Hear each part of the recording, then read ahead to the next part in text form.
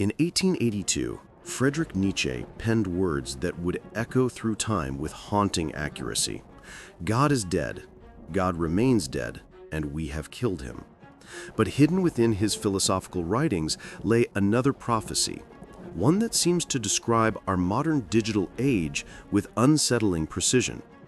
Could the German philosopher, writing over a century before the invention of the internet, have foreseen the rise of Instagram, TikTok, and our current obsession with digital validation? The answer is more complex and disturbing than you might imagine.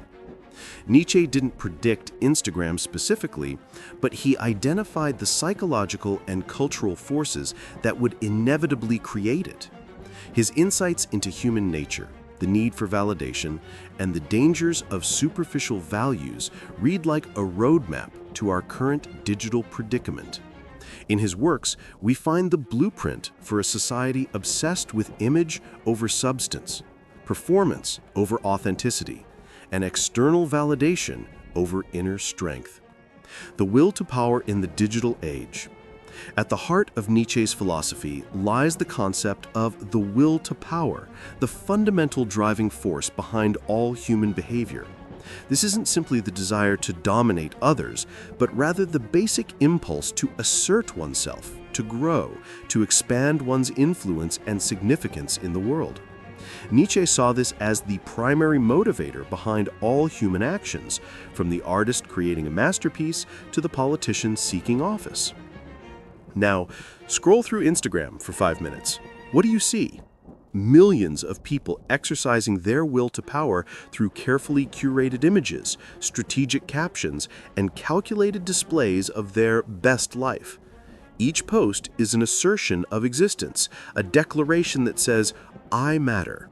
My life has value. Look at me."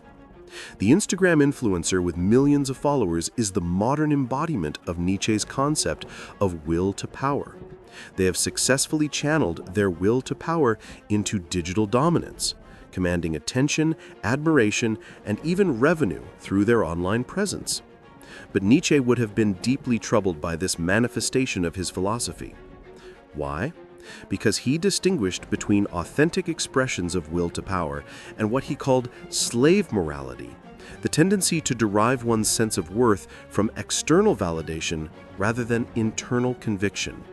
Social media, he would argue, has created the ultimate slave morality system where our sense of self-worth is perpetually dependent on the approval of strangers. The last man prophecy. Perhaps Nietzsche's most chilling prediction about our digital age comes from his concept of the last man. In Thus Spoke Zarathustra, he described a future humanity that had become comfortable, complacent, and utterly lacking in ambition or greatness. The last man seeks only pleasure, comfort, and the approval of his peers. He avoids risk, challenge, or anything that might disturb his comfortable existence. What is love? What is creation? What is longing? What is a star? Asks the last man, and then blinks according to Nietzsche's text.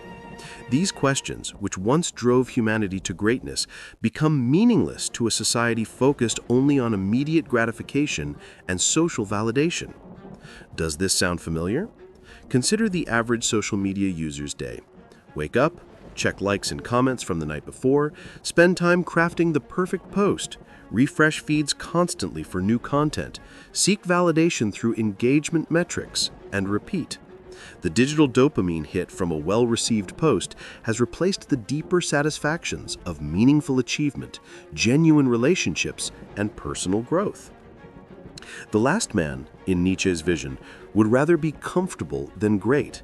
He would choose the easy path over the challenging one, the popular opinion over the difficult truth, the quick pleasure over lasting fulfillment.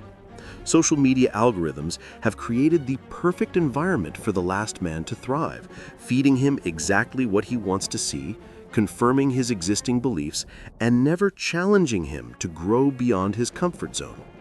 The marketplace of vanity. Nietzsche wrote extensively about the marketplace as a metaphor for the corrupting influence of public opinion on individual authenticity. In his view, the marketplace was where genuine ideas went to die, replaced by popular opinions and crowd-pleasing performances. In the marketplace, he wrote, no one believes in higher men. Social media has created the ultimate marketplace, a global bazaar where human worth is traded like a commodity. Likes, follows, shares, and comments become the currency in this new economy of attention. People don't just participate in this marketplace, they become the product being sold. The Instagram influencer with millions of followers is the modern embodiment of Nietzsche's concerns about marketplace mentality.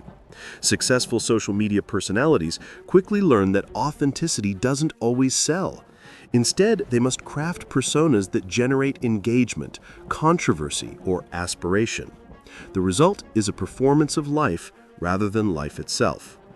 Consider how people behave differently when they know they're being watched and potentially recorded for social media. Experiences become photo opportunities, relationships become content. Even acts of kindness are often performed with one eye on how they'll play to an online audience. Nietzsche would see this as the ultimate corruption of human spontaneity and authenticity. The death of privacy and solitude. One of Nietzsche's most profound insights was the necessity of solitude for developing authentic selfhood. He believed that genuine self-knowledge and personal growth required extended periods of introspection away from the influence and judgment of others. All truly great thoughts are conceived while walking, he famously said, emphasizing the importance of being alone with one's thoughts. Our digital age has virtually eliminated solitude. Even when physically alone, we're constantly connected to others through our devices.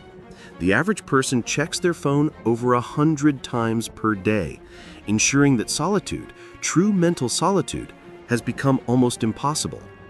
This constant connectivity prevents what Nietzsche called self-overcoming, the process by which individuals transcend their current limitations and become who they're truly meant to be. Self-overcoming requires honest self-examination, which is difficult when we're constantly performing for an audience or seeking validation from others. The fear of missing out, FOMO, that drives much of social media usage is, in Nietzsche's terms, a fear of missing external validation. But in constantly seeking to avoid missing out on what others are doing, we miss out on developing our own unique path and identity. The herd mentality goes viral. Nietzsche was deeply concerned about what he called herd mentality, the tendency of individuals to surrender their independent thinking in favor of group consensus. He saw this as one of the greatest threats to human potential and individual greatness. In his view, most people preferred the comfort and safety of following the crowd to the challenge and risk of thinking for themselves. Social media has weaponized herd mentality in ways Nietzsche could never have imagined. Viral trends, cancel culture, and algorithmic echo chambers create powerful pressures for conformity. Going against popular opinion online can result in immediate and severe social consequences, from public shaming to professional destruction. The viral nature of social media content perfectly illustrates how herd mentality spreads. Ideas don't go viral because they're true or valuable. They go viral because they trigger emotional responses that drive sharing behavior. Truth and nuance often get lost in the rush to participate in the latest trend or outrage cycle. Consider how quickly public opinion can shift on social media and how individuals who were celebrated one day can become pariahs the next. This volatile environment creates enormous pressure to stay within acceptable boundaries of opinion and behavior, stifling the kind of independent thinking Nietzsche valued most. The eternal recurrence of content. One of Nietzsche's most challenging concepts was the idea of eternal recurrence, the hypothetical scenario where you would have to live your exact life over and over again for eternity. He used this thought experiment to encourage people to live in such a way that they would willingly embrace repeating their lives infinitely. Social media has created a different kind of eternal recurrence, the endless scroll of similar content, repeated patterns of behavior, and cyclical trends that come and go with predictable regularity. Users find themselves trapped in loops of consumption and creation that feel meaningful in the moment, but ultimately lead nowhere. The algorithmic nature of social media feeds ensures that users see variations on the same themes, reinforcing existing preferences and behaviors rather than encouraging growth or change. This creates a kind of digital purgatory, where people are trapped in eternal cycles of posting, scrolling, and seeking validation, without ever achieving lasting satisfaction or growth. The Superman versus the influencer. Nietzsche's concept of the Übermensch, or Superman, represented his vision of human potential. Individuals who had overcome conventional morality and social conditioning to create their own values and meaning. The Superman doesn't seek approval from others, but instead becomes a source of value and meaning